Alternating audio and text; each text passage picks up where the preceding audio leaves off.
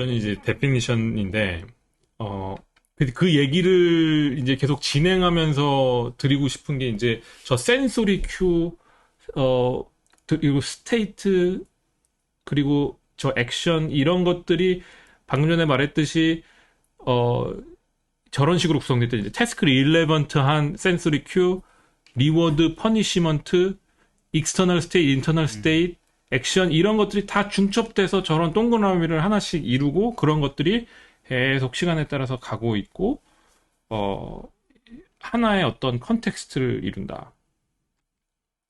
근데 여기서 제가 좀 재미있게 또는 이게 관련이 있다라고 생각했던 게 결국에는 다, 이런, 얀리 쿤이 말하는 시퀀셜 러닝 오브 조인트 임베딩이 아닌가. 그러니까 뭐냐면 컨텍스트를 하나의 센소리로 얘기를 하는 것이 아니라 여러 가지 서로 다른 모달리티가 조인트 임베딩을 하는데 그게 계속 타임을 따라서 가는데 이것을 계속 시퀀셜 러닝을 하고 있다라는 생각이 들었고 방금 전에도 말씀드렸지만 이 컨텍스트 스위칭 하는 것을 알아보는 것도 굉장히 중요하다 얘기를 좀 드리면서 그럼 이제 이제 컨텍스트한 정의를 좀 드렸으니까 이게 어떻게 우리 뇌에서 처리되는가를 얘기를 드리기 위해서 이제 드디어 터줏대감인 히포캠퍼스가 나와요. 히포캠퍼스를 이제 히포캠팔 모델을 설명한 데서 오늘 한 사람의 연구를 한 서너 편을 얘기를 드릴 거예요. 그 사람이 바로 요 딜립 졸지라는 사람인데, 이 사람의 모델이 저는 개인적으로 많은 현상을 하나의 모델로 다 설명을 한다고 생각해요. 그래서 이제 요 모델의 이름이 Clone Structured Cognitive Graph에서 CSCG라고 부르는데,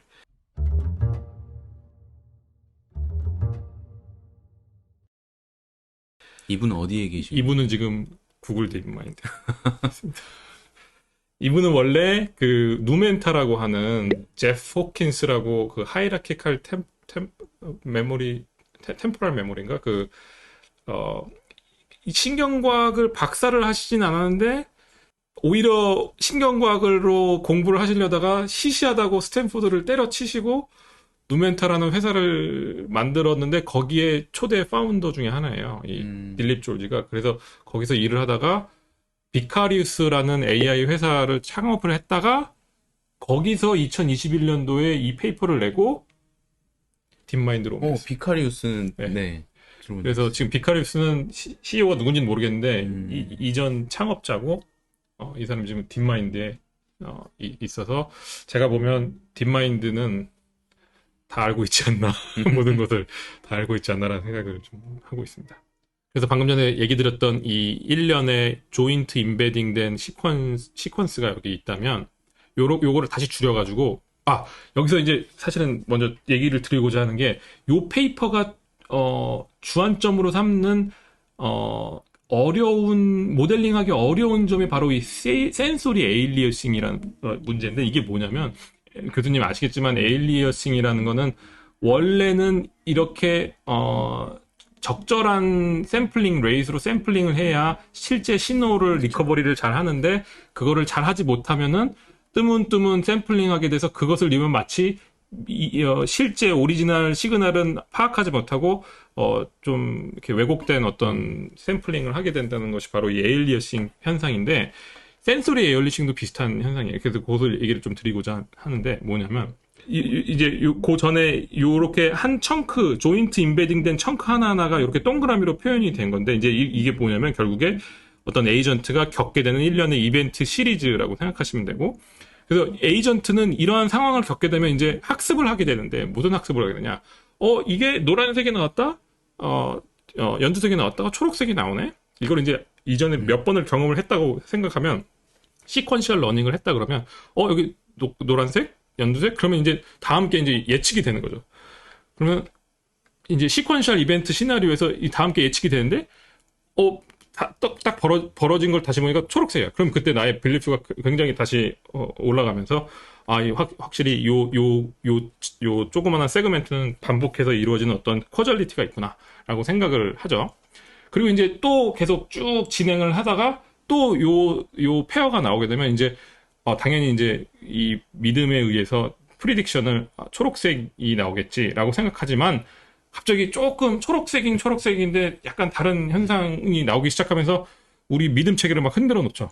그러다가 다음에 또 요 페어가 나오는데 요 뒤를 보니까 이번에 딱 빨간색이 나오면서 내가 알고 있는 게 틀리네 라고 생각을 하면서 이제 내가 이전에 학습했던 게 지금 항상 옳았던 게 아니었구나 라고 에이전트가 생각하게 되는데 여기서 말하는 게 바로 이 센소리 에일리어싱이라는 현상이에요. 뭐냐면 이게 이렇게 노란색, 연두색, 초록색이 계속 반복적으로 일어났으면 그냥 이건 어떤 일련의 커잘리티였는데 이게 실제로 노란색과 연두색이 반복되는 어떤 같은 센소리가 나오고 있는데 실제로는 다른 현상일지도 모른다고 해서 이제 이걸 센소리 에일리어싱이라고 하고 이게 사실은 논 스테이셔너리 인바이러먼트의 어떤 큰 현상이다라고 얘기를 하는 거죠.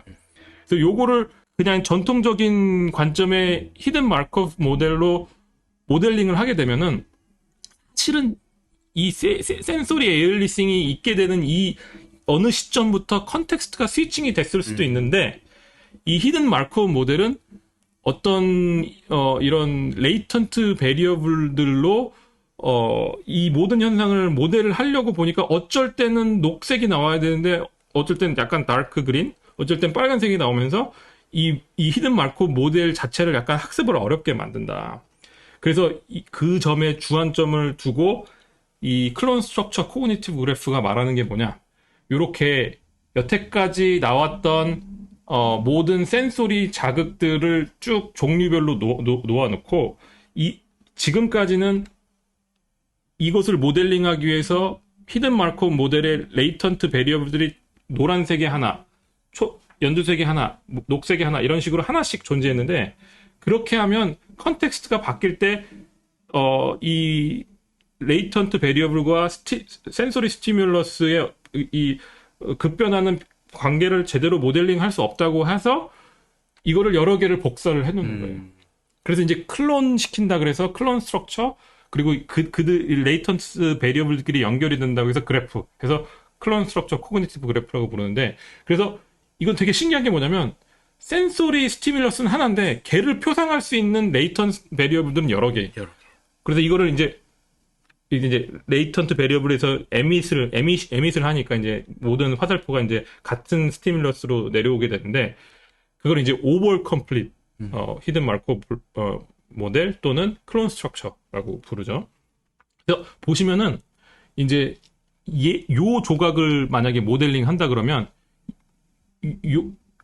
여기서 보시면 노란색이 나오고 그다음 연두색이 나오고 그다음 초록색이 나오니까 요거는 하나로 모델링이 될 수 있고 또 헷갈리기 시작한 요 부분은 노란색이 나오고 연두색이 나오고 그다음 초록색이 나오는 게 아니라 다크 초록색 쪽으로 뛰어서 다크 초록이 나오고 요 빨간색이 나올 땐 이렇게 내려오고 이렇게 또 연두색이 나오고 요는 레이턴트 베리어블에서 빨간색으로 해서 빨간색이 내려오고 그래가지고 이 사람 말은 요거 하나하나 흐름 하나가 다 컨텍스트다.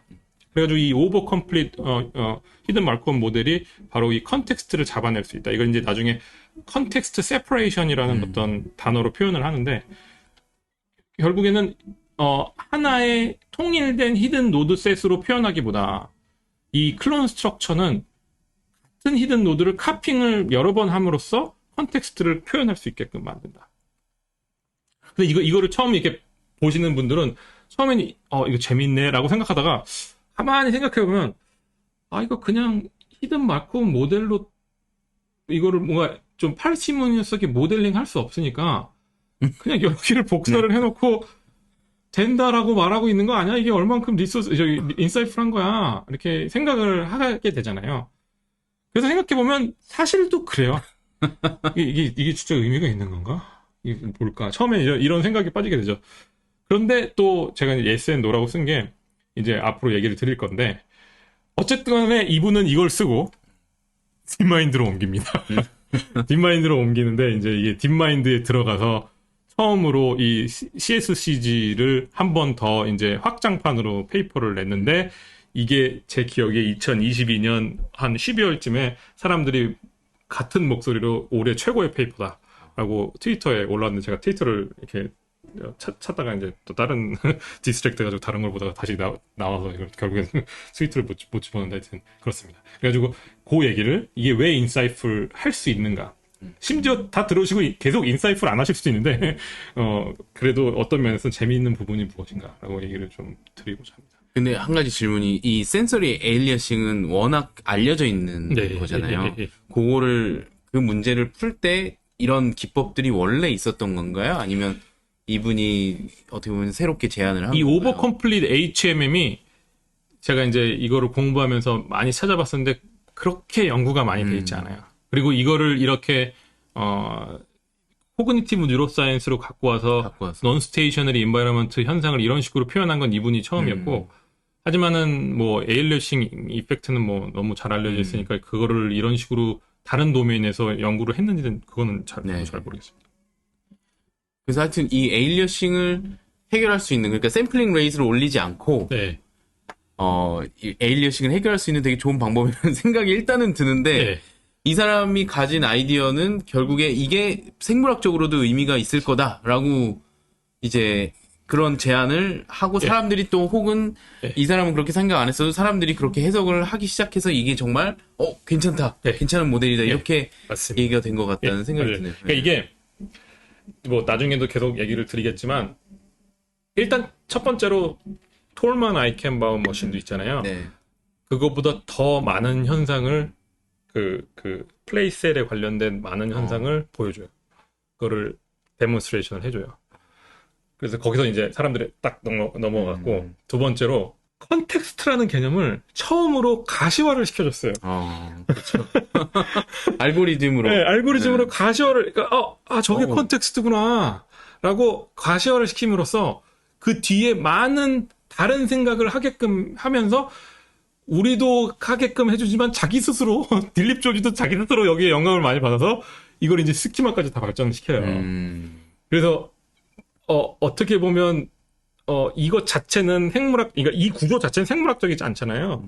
그냥 히든 마크업 모델의 종류 중에 하나인데, 그런데 여기서 확장 가능성 있는 아이디어들은 굉장히 많이 나왔다. 벌써 많이 나온 거예요. 2022년 12월에 논문이 나오는데. 그리고 막 2024년에 한 3편인가 찍어내더라고요. 그래가지고. 2023년. 2023년에 올해 2월, 4월, 6월 뭐 이렇게 찍어내더라고요. 그래가지고. 이미 다 머릿속에 갖고 있었던 것 같아요. 이제. 그래가지고. 그래도 딥마인드는 그걸 다 알고 뽑았나 이런 생각도 들고. 그러네요. 여러 번 맨날 좌절하게 만드는 딥마인드. 결국에 요게 이제 네이처컴에 나오고요. 요게 이제 요즘은 딥마인드는 페이퍼에 안 내더라고요. 그냥 자기 딥마인드 전화를 따로 만들어냈으니까 요런 페이퍼를 안 내죠. 딥마인드 저널이 따로 있군요. 근데 뭐 자기네들은 뭐 독야 청청 갖고 있습니다 지금. 이제 페이퍼 낼 필요도 없다 이거군요. 그래서 약간 그리고 이제 이 딥마인드 저널로 나오면서 코드를 공개를 안 해요. 딥마인드 저널로 나. 코드를 공개를 안 해요 또. 모든 뭐 AI 회사들이 지금 다 클로즈하고 있는 추세니까. 그래가지고 오픈 AI는 오픈을 하지 않고 있고. 딥마인드도 이제 오픈을 안 하고 있고. 저널만 만들었지 오픈은 안 하는군요. 그러니까 저널이 안 내는 게 저널에서 코드 공개를 약간 요새 거의 의무화하니까 이제 안 하나 봐요. 어떻게 보면 놀랍네요. 그 자본력에 의해서 더 이상 이런 아카데믹 사이테이션 따위는 영향하지 않는 그런 상황인 것 같아요. 요 그림이 되게 그 에고센트릭과 엘로센트릭 현상을 잘 설명하고 있어요. 뭐냐면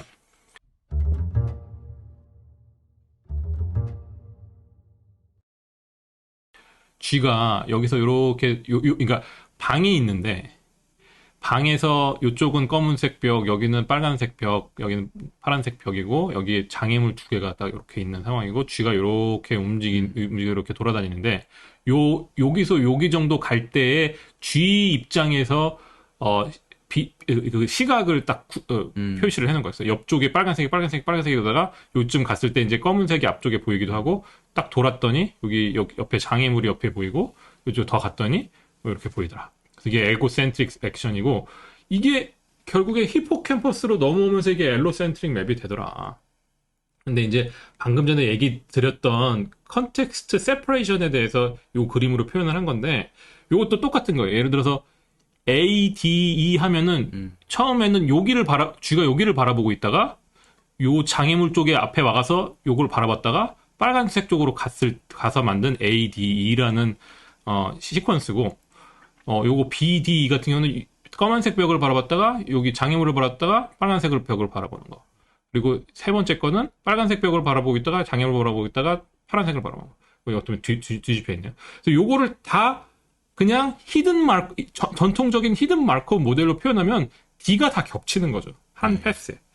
근데 이 사람 말은 뭐냐면 D는 그렇게 하나로 취급하면 안 된다. 얘를 분리를 시켜야 된다 해서 분리를 시키면서 클론을 한다라고 말해서 클론 모델인 거고 그게 이제 이런 오버 컴플리트 HM으로 나온다라는 얘기를 드립니다. 근데 이게 그래서 이제 앞으로 요 얘기를 더 드릴 건데 그 전에 사실 뭐 일리노 맥과이어 또 저기 그래서 보시면 일리노 맥과이어가 이게 2009년에 쓴 페이퍼인데 결국에는 이 페리에이탈 콜텍스가 에고센트릭 프레임워크를 갖고 있고 요 히포캠퍼스랑 파라히포캠팔 자이러스가 엘로센트릭 프레임워크를 갖고 있어서 요 레트로스플레이니알 콜텍스가 원래는 에고센트릭한 뷰를 갖고 있는데 얘를 머릿속에서 이렇게 여러 가지 뷰로 이렇게 시뮬레이션 하면서 결국에 이 엘로센트릭 뷰를 만들어준다. 라는 얘기를 하면서 요 리트로스플레이니얼 콜텍스의 역할에 대해서 얘기를 해요. 이 페이퍼는 그 역할을 히포캠퍼스가 한다라고 얘기를 하는데 이제 실제로 뉴로바이올로지컬 코그니로 에비던스는 이 리트로스플레이니얼 콜텍스가 뭔가 역할을 하는 것 같아요. 이미 많은 사람들이 얘기를 하고 있었고 데미스 하사비스가 앨런 맥과이어 제자. PhD. 그랬군요. 어드바이저. 그것도 모르셨어요? 몰랐습니다. 네, 데미스 하사비스가 저 앨런 맥과이어 랩에서 박사를 했죠. 이렇게 이제 퍼즐이 그 팀이 그 팀이군요. 다른 팀이 아니었군. 딜립 졸지는 뭐 컴퓨터 사이언스 컴퓨터 사이언티스트. 네, 그러니까 아마 상관이 없었겠지만 제 생각에 데미스 하사비스는 오래전부터 히포캠퍼스에 관심이 많았던 것 같아요. 네. 그래서 뭐 일리노 맥과이어 페이퍼를 보니까 이런 얘기를 뭐 이전부터 하고 있더라고요. 그래서 저분 대단한 분이죠. 요번에 KSBN에도 네일 버게스 교수님 오셨잖아요. 그분이 말씀하셨던 것도 똑같이 저 리트로스플레니얼 콜텍스가 이렇게 페리에이탈 쪽과 이 히포캠퍼스의 에고센트릭과 엘로센트릭을 연결시킨다. 이런 얘기를 많이 하고 있었다. 이제 CSCG를 이제 설명을 드리려고 이제 하나씩 데몬스트레이션을 이제 하나 컴포넌트를 설명드릴 건데 이제 이게 뭐냐면 요런 방이 있는데 G가 북쪽 노스 방향으로 갈 때에 이 G의 시야 범위권이에요, 이게. G가 여기 서 있으면 여기를 다 바라볼 수 있고 뒤도 조금 바라볼 수 있고 동쪽, 남쪽, 서쪽 이런 식으로 바라볼 수 있는데 요게 예를 들어서 실제로 요 자리에 있을 때 102번에 요기에 있을 때 이 G의 그 시야가 요렇게 된다. 102번. 와, 이게 다 옵저베이션이에요. 네, 옵저베이션이에요. 이게 82번, 3번, 84번. 그러니까 이게 엘로센트릭한 뷰를 가지면 하나지만 에고센트릭은 이렇게 많은 뷰를 갖고 있다라는 얘기를 하면서 이제 그래서 요거 하나하나 뷰를 이렇게 색깔로 표현을 한 것뿐이에요. 이렇게 색깔, 다른 색깔로. 이렇게 좀 그냥 더 단순화시키기 위해서 색깔로 표현을 한 건데 그거를 북쪽으로 가는 뷰만 모아서 그때그때 그 자리에 매핑을 시켰더니 이렇게 색깔이 되고 동쪽으로 갈 때에 각각의 포인트에다가 각각의 색깔을 다 매핑시켰더니 이렇게 되고 이렇게 되고 이렇게 되고 총 100개가 넘는 옵저베이션이 관찰이 된다. 근데 CSCG를 돌리면 그래서 오버 컴플리트 HMM을 돌리면 요 뷰가 이제 에고센트릭한 뷰는 이런 식의 뷰를 갖게 되는데 그럼 보시면 아시겠지만 동서남북 뷰마다 시야가 다 다르니까 4개씩 다 표상이 되어 있는 거예요. 4개가 한 조건에서. 그게 이제 오버 컴플리트 HMM을 다 돌리면 알고리즘을 다 이 expectation maximization 다 돌리면 결국에 그러니까 CSC를 돌리면 그리고 요렇게 돌아온다라는 얘기를 해서 요 CSCG가 에고센트릭을 엘로센트릭으로 변하는 알고리즘을 갖고 있는 거예요, 지금. 근데 지금 이것만 보면 사실 대단해 보이진 않지만 이게 이런 식으로 복귀가 된다. 근데 이제 이것도 여기에서 지금 색깔은 컨텍스트인가요? 이제 이거는 알로센트릭에서 색깔. 이거는 그러니까 맵 위에서의 코디네이트. 네, 그렇죠. 그러니까 하나의 유니파이드된 어떤 레프레젠테이션을 하는 걸로 표상이 되어 있는 거죠. 그래서 요걸 가지면 이제 요러한 액션들도 되게 엘로센트릭 위에서 바라보는 것처럼 표현이 된다라고 얘기를 하는데, 그래서 이거 생각해 보시면은 요 방 되게 사실 예제로 쓰기 되게 좀 민망할 정도로 단순하잖아요. 그런데도 불구하고 이런 하여튼 뷰는 되게 굉장히 다른데, 이게 이제 딜립 졸지가 그 첫 번째 페이퍼를 통해서 보여주는 게 이제 이런 걸 보여줘요. 뭐냐면 여러 가지 메이지를 다 구성해가지고 거기서 나오는 어떤 이 레이턴트 스페이스를 CSC를 다 돌린 다음에 나오는 레이턴트 스페이스를 쭉 봤더니 저는 이걸 보면서 무슨 생각이 들었냐면 이게 굉장히 위상학과 관련이 돼 있구나. 이게 보면은 실제로는 메이즈 4 같은 경우는 실제 생김새는 이렇게 생겼는데 CSCG를 돌려서 만들어진 거는 그냥 이것과 약간 도너츠랑 뭐죠? 그 컵이랑 토폴로지가 같은 것처럼 우리 머릿속에서는 이렇게 생긴 게 사실은 이런 식으로 계속 표상되어 있는 건 아닌가 이런 얘기를 하더라고요. 그래서 요거는 요런 식으로 표상이 되고 얘는 요런 식으로 표상이 되고 아니다. 요런 식으로 표상이 되고 여기 이제 이것도 되게 재밌잖아요. 사실은 우리는 이게 이거지 이렇게 생각이 안 되는데 토폴로지 관점에서 보면 이거랑 똑같은 그런 토폴로지를 갖고 있고 이거는 또 이런 식으로 표상이 되고 지금 여기에서의 색깔도 아까 처음에 저 색깔과 같은 건가요? 그러니까 이거는 실제 엘로센트릭한 뷰에서 보는 그 실제 타일이 다 다른 색깔이라고 생각합니다. 이 센소리를 다 다르게 만들어 놓으려고 이렇게 일부러 이렇게 만들어 놓은 거예요. 그래서 이 유니파이드된 레프레젠테이션을 하나하나 노드들이 다 갖고 있는 거고 사실은 이것도 아까 에고센트릭 뷰로 보면 정말 수없이 많은 뷰로 그렇죠. 보이겠죠, 이게. 이것도 사실 생각해 보시면요, 교수님. 내가 만약에 이렇게 주위를 돌아볼 수 없고 딱 이 바닥만 쳐다보는 쥐인데 이 공간을 우리 머릿속에 표상하는 게 상당히 쉽지 않을지도 모른다라는 생각이 들더라고요. 그러니까 제가 약간 의문이 들었던 거는 저 CSCG를 돌리면 이렇게 나온다는 거는 그러니까 CSCG에서 각각의 컨텍스트에 따라서 맵을 다 그래프 스트럭처를 쫙 다 만들고 나서 그거를 그러니까 에고센트릭은 다 일일이 다 만들어줘야 되는데 그거를 어떻게 결합할 건지가 하나의 컨텍스트로 안 되니까 여러 가지 컨텍스트로 그래프를 다 가지고 중첩을 시켜서 나중엔 이 그림이 나온다. 뜬다. 그런 거죠. 그래서 결국에는 이 그림을 만들 때 우리는 여러 컨텍스트가 필요하다. 이런 얘기를 그러니까 여러 가지 뷰에서 돌아다니 귀신의 집이나 뭐 이렇게 천장이 막혀 있는 복잡한 어떤 방 돌아다닐 때 저희가 계속 헷갈려 하잖아요.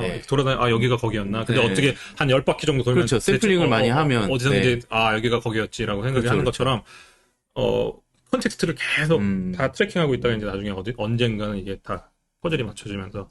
그러니까 되게 어떻게 보면 샘플링을, 이게 결국에 뭔가를 이해하기 위해서 저희가 이쪽에서 봤다가, 그러면 이제 저 반대쪽이 궁금한 그렇죠. 반대쪽에서 보고 이렇게 약간 그러다가 이제 맥시멈 엔트로피 법칙으로 가장 언설튼한 쪽을 보고 그 다음에 또 고르고 이렇게 본능적으로 그렇게 하잖아요. 맞아요. 근데 그런 거를 하나의 컨텍스트, 요쪽에서 보는 거 하나의 컨텍스트. 그러면 다음에는 어떤 그래프 스트럭처를 만들려면 어디를 봐야 되냐 하면 저 반대쪽에서 보고 이런 식으로 한다는. 사실 되게 중요한 포인트를 말씀하셨는데 나중에 말씀드리겠지만 어떤 우리가 이렇게 컨텍스트를 실시간으로 만들어내면서 이제 실시간으로 스키마도 이제 형성을 하기 시작하는데 그 스키마가 일정 정도 형성이 되면 그 뒤부터는 이제 프리딕션을 하는데 프리딕션을 하면서 실제로 가봤을 때 그 스키마와 맞지 않으면 스키마를 다시 리바인딩 시키면서 이제 스키마를 다시 업데이트 한다고 거기 이제 그런 것까지 가는 거예요. 그래서 그런 면을 이제 생각하기 시작하면 이게 그냥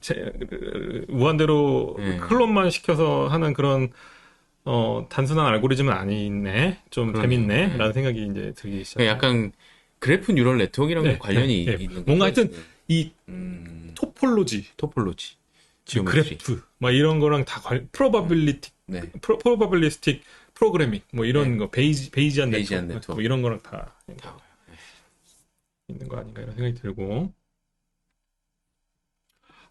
요게 이제 요런 게 가능해지기 시작하면서 이제 재밌는 현상들 설명할 수 있는 게 뭐냐면 룸 1, 2, 3, 4를 서로 다른 시간에 학습을 차례대로 룸 1부터 해서 룸 2, 룸 3, 룸 4를 독립적으로 시키면 요 보면은 A와 A가 겹치고 C와 C가 겹치고 E와 E가 겹치고 G와 G가 겹치는데 결국에 나중에 스티칭 이 레이턴트 스페이스 스티칭을 한다. 그래가지고 우리 머릿속에 결국에 이런 표상을 하게 된다라는 거를 이제 데몬스트레이션을 해주는 거죠.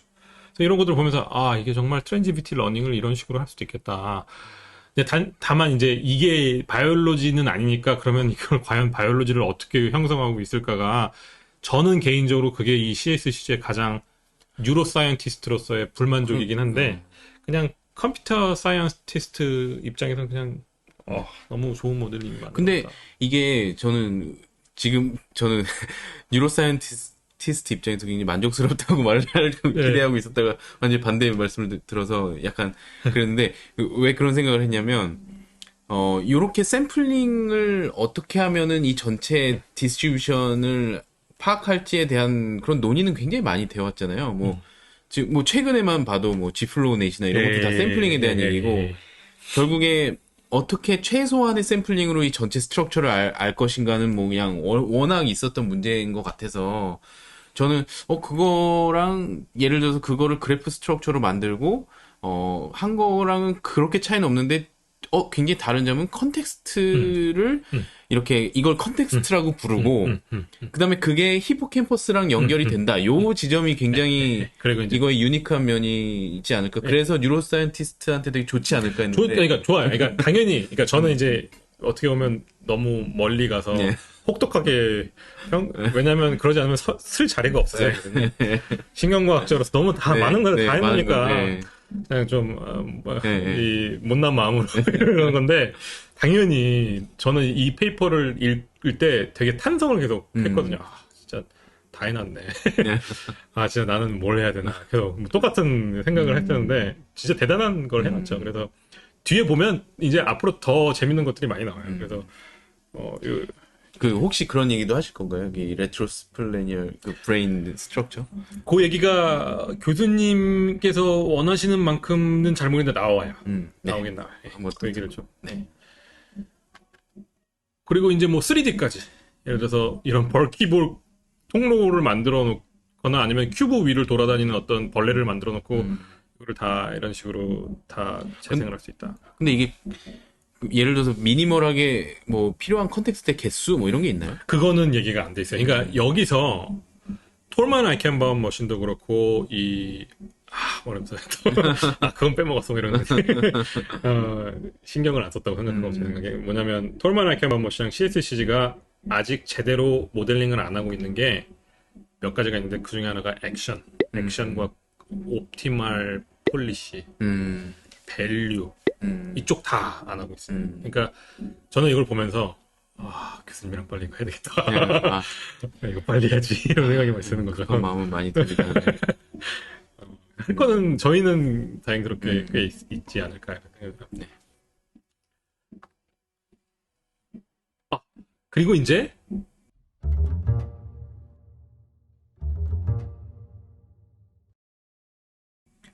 이렇게 엘로센트릭한 뷰를 만들지만 요런 템플릿을 가지고 어떠한 특정한 환경에 갔을 때 이제 각각의 요 노드마다 이제 실제 센소리가 매핑이 되잖아요. 그 매핑된 걸 가지고 예를 들어 여기서 보시면은 과거에 센소리 정보가 있고 그때 했던 액션들을 합쳐서 요게 컨디셔널로 걸렸을 때 그때 요번 스텝에 이 레이턴트 베리어블, 우리 머릿속에 표상된 이 레이턴트 베리어블이 액티베이트 될 확률을 계산을 해가지고 히포캠팔 플레이스를 만들어낸다. 아티피셜 마우스를 하여금 랜덤 워크를 하게끔 해놓은 다음에 한 만 번 이상 여기를 돌리고 나서 이제 요거를 추적해서 만들면 어떤 셀은 이 노드는 여기를 표상하고 이 노드는 여기를 표상하고 이게 어떻게 보면 되게 당연한 얘기를 하면서도 되게 이게 정말 가능한가? 이런 생각이 들게끔 만들고 이 그림을 요 페이퍼, 그러니까 방금 전에 제가 계속 얘기 드렸던 요 페이퍼 때 보여줬었어요. 그리고 나서 아마 사람들한테 여전히 저게 정말 히포캠퍼스야? 라고 얘기를 들었는지 딜립 조지가 마음 먹고 야심차게 준비한 실험이 오케이, 너네들이 그렇게 얘기하면 내가 다 보여줄게. 여태까지 나왔던 이 플레이셀에 관련된 모든 현상을 다 보여줄게 해서 이거를 싹 다 정리해서 하나씩 보여줘요. 그래서 1996년에 나왔던 지오메트리 체인지, 이게 뭐냐면 방이 작은 방, 이 좌우로 일롱게이트된 방, 벌티컬리 일롱게이트된 방, 큰 방 이렇게 해서 여기를 이제 학습을 시켰어요. 그랬더니 어떤 노드 그러니까 뉴런 하나가 여기를 표상하는 거죠. 근데 생각해 보면 요 방을 다 독립적으로 트레이닝을 시킨 건데 요 위치 스몰 방에서 요 위치에 액티베이션 되는 그 뉴런이 일롱게이트된 방에서도 여기, 벌티컬 방에서도 여기, 라지 방에서도 여기를 표상을 하고 있는 거죠.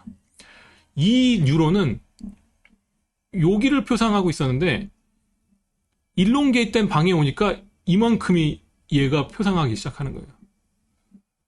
근데 이거가 이제 이건 시뮬레이션 결과인데 이 페이퍼가 이걸 보여주거든요. 그래서 지오메트리 체인지라고 해서 이게 어떻게 생각해보면 굉장히 우리의 관점이 조그만 방에서는 요만큼만 커버해도 되니까 여기만 표상하고 있다가 이렇게 넓은 방으로 오면 그 뉴런이 여기 이 넓은 방을 커버를 해야 되는 그런 상황인 것 같아요. 제가 보니까. 그 벌티컬 방에서는 이렇게 표상을 하는 셀들이 있고 요런 거를 CXCG가 지금 시뮬레이션을 하고 있네요. 그럼 요 클론이 지금 뉴런 하나네요. 히포캠퍼스의 뉴런. 예. 그러니까 결국에는 이거 어디부터 설명을 해야 되지? 여기 있잖아요, 요거. 네. 요거 하나. 그 클론 하나. 요거 하나가 뉴런이에요. 근데 이게 뉴런이라고 말하는 건 자기 마음이니까. 근데 이제 중요한 건 뭐냐면 이런 뉴런들 간의 라테랄 커넥션을 갖고 이게 컨텍스트라고 말하는 건 바이올로지칼리 아직 에비던스는 없으니까 그런 부분은 어떻게 보면 그냥 딜립 조지가 자기 모델 안에서 얘기를 하는 건데 그럼에도 불구하고 너무 컨텍스트를 가시화를 잘했다. 예를 들어서 보시면 아시겠지만 요렇게 연결돼서 요 패스웨이 하나가 컨텍스트거든요. 이 입장에서는. 여기서는 컨텍스트가 이렇게 또 브랜치가 되기도 하고 이렇게 컨텍스트. 그러니까 같은 센소리라도 센소리 에일리어싱이 이런 식으로 일어날 수 있다. 컨텍스트에 따라서. 그럼 아까 좀 너무 자세히 디테일이라서 죄송한데 디테일을 보게 돼요, 이게. 아까 이제 위에 클론이 여러 개가 있는데 거기에서 이 4개, 예를 들어서 4개의 클론이 있다 그러면 4개의 클론이 다 다른 뉴런. 다 다른 뉴런. 그럼 지금 첫 번째 뉴런 하나가 지금 314에서도 이 SS 방에서도 액티베이트 되고 이 다른 방에서도 다 고 뉴런이 액티베이트 된다. 근데 이제 그런데 이제 공간상 항상 요런 비율적으로 항상 같은 위치에서 발화를 한다. 네. 공간상에서 비슷한 위치 또는 공간상에서 그 뉴런이 커버를 해야 될 것 같은 비율적으로 늘어난 이 부분을 커버를 한다. 약간 그 클론에 지금 4개의 점이 있는데 그게 다 같은 뉴런인 것 같은 자꾸 생각이 들어가지고 그러니까 이만큼 그게 그럴 수 없는 게 라테랄 커넥션이 다 다르거든요. 그럼 얘는 지금 라테랄 커넥션을 다른 방에서는 다 다르게 근데 한 뉴런이 근데 이게 무슨 말이냐면요, 교수님. 결국에는 이 뉴런한테 이 방과 이 방과 이 방과 이 방은 굉장히 같은 컨텍스트다. 라는 얘기를 하는 거죠. 그래서 같은 컨텍스트니까 오히려 같은 뉴런이 이거를 커버하기 위해서 결국에 이게 만약에 다른 컨텍스트였으면 히포캠팔 리매핑 현상 때문에 아예 다른 게 표상이 돼야 되는데 비슷한 위치에 이렇게 일롱게이트에 표상되는 건 같은 컨텍스트로 생각을 하고 있는 거죠. 네. 같은 컨텍스트, 같은 줄, 라테랄, 같은 라테랄 커넥션. 그러니까 그런 것들이 이제 이게 이게 이제 실제로 96년도에 나왔던 페이퍼인데 이거를 시뮬레이션을 하면서 지오메트리 체인지라고 불렀고, 요게 이제 요 세 가지 페이퍼를 여기다 보이는 건데, 이게 뭐 제가 이걸 다 모든 걸 설명드릴 수는 없겠지만 이런 건 재밌어서, 예를 들어서 트레이닝 시킬 때, 그러니까 요거는 환경이 어떠냐면 요런 그냥 동그란 아레나 환경이고, 요 북쪽에 요렇게 약간 뭐랄까 커버가 있는 그런 스티뮬리를 갖고 있는 환경인데, 요 뉴런은 요 영역에서 플레이셀이 발화를 했던 거죠. 그래서 트레이닝을 시킨 다음에 얘를 이거를 이제 싹 돌려서, 이거 사실 네일 버거스가 많이 쓰는 태스크 중에 하나인데, 이렇게 싹 돌려서 이쪽 옆으로 옮겼더니 얘가 여기로 표상이 되는 거예요. 그래서 처음에는 이 실험의 이 실험의 결과를 봤을 때 사람들은 이걸 그냥 리매핑이라고 표현을 했거든요. 왜냐면 여기서 발하는 애들이 다른 환경에 왔더니 다르게 반응을 해버리니까 이해를 못하고 그냥 리매핑이 됐다라고 얘기를 했었는데, 사실은 이 뉴런은 이 에고센트릭한 뷰에서는 얘와 얘가 같은 컨텍스트. 네. 같은 뉴런이 네. 두 개의 다른, 우리가 보기에는 되게 다르지만, 다 거기서는 이 하나의 컨텍스트로 네. 해서 같은 셀이 다 여기에 발화를 네. 하는, 네. 지금 그 셀의 입장에서는 같은 컨텍스트. 그래서 사실은 그러면 한 가지만 그럼 셀 하나하나가 다는 아니겠지만 하여튼 셀들이 다 다른 컨텍스트를 동시에 레프레젠트하고 그렇죠. 있다. 그렇죠. 그게 중요한 거죠. 맞죠. 네. 맞습니다. 무슨 얘기를 드리려고 했는데 기억이 안 나네. 그러니까 왜냐면 요 위에서 결국에 지금 클론이라고 말했던 게 지금 위쪽으로 쭉 늘어나 맞아요. 있는데, 네, 거기 네. 셀 하나하나면 네. 지금 컨텍스트는 이쪽으로 가니까, 네. 그러니까 어떻게 보면 한 타임에 한 타임이라기보다는 그 스트럭처가 하여튼 여러 컨텍스트를 동시에 지금 그렇죠. 레프레젠트를 하면서. 그렇죠. 예를 들어서 요 네. 컨텍스트도 요 위치에서 에고센트릭하게 뷰를 바라보는 건 얘가 담당하는 거지만, 또 다른 애는 또 다른 뷰를 네. 담당할 거고, 걔네들이 싹 모여서 하나의 컨텍스트를. 네. 그러니까 그래서 이제 그럼 컨텍스트가 무엇인가 하면은 또 설명은 못 하겠지만 그런 거. 그러면 이제 히포캠퍼스가 결국에는 거기 있는 뉴런들이 다 다른 퍼스펙티브에서의 이 샘플링을 다 담당해서 걔네가 결국엔 합쳐진다는 게 아까 말했듯이 이쪽에 샘플링을 하고 저쪽에 샘플링을 하고 이걸 다 합쳐서 같은 그 그래프 스트럭처 하나의 그래프 스트럭처를 만들듯이 히포캠퍼스가 다 그런 다 다른 퍼스펙티브를 가지고 있어서 그게 결국엔 컨텍스트란 말로 돼 있고 그게 합쳐져서 이제 전체 그림이 만들어진다. 정확하게 딱 옳은 말씀을 하셨는데, 이제 여기서 네. 사실은 조금 우리가 이제 조심을 해야 되는 부분이 이제 사실은 뒤에 나오는데, CSCG는 엔서라이널 콜텍스를 얘기를 안 해요. 에고센트릭은 확실히 히포캠퍼스에서 네. 벌어지고, 아까 전에 그 그러니까 엘로센트릭으로 표상된 그 토폴로지가 마치 히포캠퍼스 어딘가에 있는 것처럼 얘기를 하는데, 사실은 톨만 아이켄바움머신은 그거가 그리드셀. 네, 그리드셀. 이다. 라고 얘기를 하는데, 그 얘기를 안 해요. 그래서, 한 대여섯 편의 딜립 조지 페이퍼에는 엔서라이널 콜텍스 얘기가 안 나와요. 그리드셀은 없는. 그리드셀은 플레이스 셀. 그리드셀의 리프레젠테이션만 존재하는. 다 플레이셀이에요. 네, 그러네요. 네. 네. 그래서 그런 부분도 우리가 뭘 할 수 있지 않을까 하고 하면서 생각했는데, 제임스 위팅턴이 너무 놀랐네요. 지금 프리프론탈이랑 톨만 아이켄바머신을 이어서 컨텍스트를 주입을 하고 있더라고요. 이제 그것도 뒤에 나와요. 네. 그래서 그래가지고 근데 하여튼 하는 사람들이 네. 계속 하고 있고, 그 팀이 그 팀이고, 해먹는 사람들이 계속 해먹는. 계속 저희 시인류에서 계속 나오는 이게 약간 스키마처럼. 저희도 뭔가 남아있지 않을까. 네, 그랬으면 좋겠다. 네, 뭔가 부스러기를 찾아 헤매는 하이에나처럼. 네. 네. 그게 뭐 어떻게 보면 조금 뭐랄까 잘못된 희망일 수 있는 게, 당연히 이렇게 똑똑한 사람들이 이런 생각을 하면 더 자기 생각을 더 발현시켜가지고 더 좋은 데로 가겠지만, 아쉬운 점은 좀 남겨두지. 다 그렇게 다 해먹나 이런 생각이 들고. 그래서 이제 이런 거가 이제 뭐 랩셀, 이거 랩셀은 아니라 이거는 이런 것도 실험을 했더라고요. 2021년에 쥐가 이쪽에서 이쪽 방향으로 움직이는데 그 스타팅 포인트를 자꾸 왔다 갔다 하는 거예요.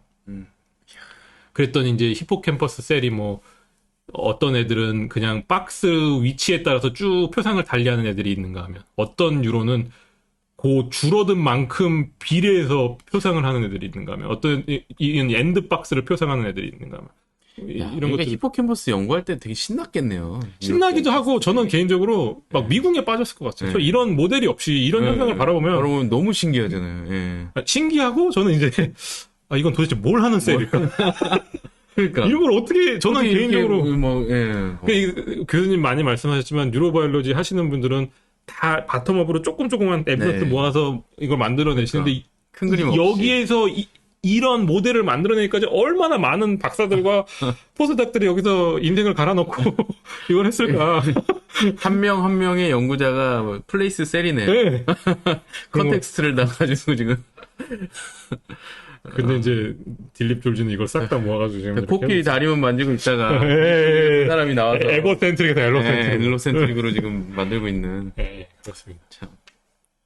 그래서 이제 뭐 이렇게 뭐 말도 안 되는 뭐 디렉션에 따라서 하고 랩셀 교수님 아시죠? 이렇게 몇 바퀴 돌다가 계속 몇 바퀴 도는 것도 달리 표상하고 있다가 뭐 리워드를 나중에 받고 뭐 이런 그러다가 이제 여기서 트레이닝 시키고 세 바퀴 때 받아야 되는데 못 받으니까 네 번째 때 세 바퀴 때인가 다시 헷갈리기 시작하고 뭐 이런 거 이런 셀들도 있고 방도 막 여러 가지를 만들어서 테스트해가지고 요것도 되게 재밌는 게 뭐냐면 예를 들어서 요거 한번 보세요. 요거 보시면 요 위치에서 발화하는 애가 요 방에서 여기에 발화하는 애가 요 방에서도 여기에서 발화를 하고 요거를 어떻게 다르게 구조를 바꾼 다음에 했더니 거기서 발화하던 놈이 상대적으로 똑같은 위치에 와서 발화를 한다. 왜냐면 걔 입장에서는 요 방이 뒤집어진 건 모르지만 자기가 계속 같은 컨텍스트를 받고 있다고 생각하는데 이제 그런 것들이 이제 이런 식으로 나오는데 이게 다 시뮬레이션입니다.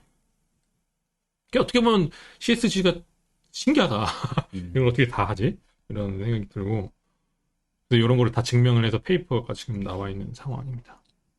그래서 제가 얘기 드리고 싶은 건 텍스트가 너무 중요하다.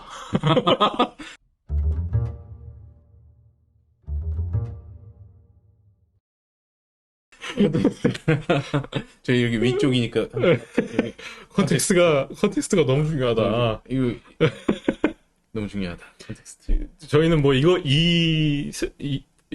이번 에피소드 말고도 이런 얘기 많이 했잖아요. 컨텍스트 너무 중요한 것 같다. 근데 이걸 보면서도 컨텍스트 참 중요하다. 근데 진짜 재밌는 게 이제 결국엔 컨텍스트가 지금 일단 플레이스 셀에는 플레이스 셀 하나하나가 정말 컨텍스트를 다 담당하고 있고 그게 지금 인코딩 되는 그러니까 센서리 큐에서 인풋을 받아서 지금 다 거의 컨텍스트가 돼 있고 그거를 알로센트릭하게 변화시키는 그런 과정이 지금 다 여기 들어있다. 네, 하지만 엔소라이너 프로텍트는 빠져있고 베일런스, 액션, 리워드 다 빠져있다. 네. 그리고 결국에 이게 아까 말씀하셨듯이 VMPFC, MPFC 쪽으로 프리프론탈 쪽으로 가는 거잖아요. 거기서 이제 스키마가 또 만들어지고 그럼 그 스키마가 이제 또 뭐죠? 저기 에피소딕 메모리 혹은 오토바이오그래피컬 메모리 이런 거랑 관련이 돼 있고 이런 그 얘기가 이제 나오기 시작. 또 나오고 흥미롭습니다. 근데 이제 에고센트릭과 엘로센트릭에 대한 얘기를 좀 드렸고 이제 사실 엘리너 맥과이어의 그림을 다시 갖고 온 이유가 그래서 사실은 이미 다 얘기했어요. 제가 참지 못하고 다 얘기를 한 거예요. 에고센트릭이 사실은 이 히포캠퍼스랑 이 페리에이탈 쪽에 매핑이 되어 있는 것 같고 여기서 뽑힌 이 엘로센트릭 레프레젠테이션은 사실은 엔소레이나 콜텍스 아닌가 또는 MPFC 아닌가 이렇게 생각을 하고 있는데 모르겠습니다. 지금 저희는 어쨌든 CSCG를 얘기하고 있으니까 CSCG에서는 이게 그냥 어떤 인프런스 리프레젠테이션으로 이렇게 표현이 된다. 그러다 보니까 딜립 졸지는 자꾸 히포캠퍼스가 이런 엘로센트릭을 만들어낸다라고 하는데 뭐 어떤 면에서 이 CSCG 측면에서는 맞는 말인데 이게 그래서 엔소라이널 콜텍스가 무슨 역할을 하는지 그냥 엔소라이널 콜텍스는 그냥 히포캠퍼스가 만들어낸 이것을 갖고만 있는 것인지 아니면 CSCG에서 하고 있는 이 오버 컴플릿 HMM이 사실은 이 엔소라이널 콜텍스랑 같이 협동해서 만들어내는 것인지 뭐 그런 거는 조금 더 많은 증거나 모델링을 통해서 또는 톨만 아이캔바운 머신 측면에서 좀 바라봐야지 이게 해결이 되지 않을까 그런 생각이 들고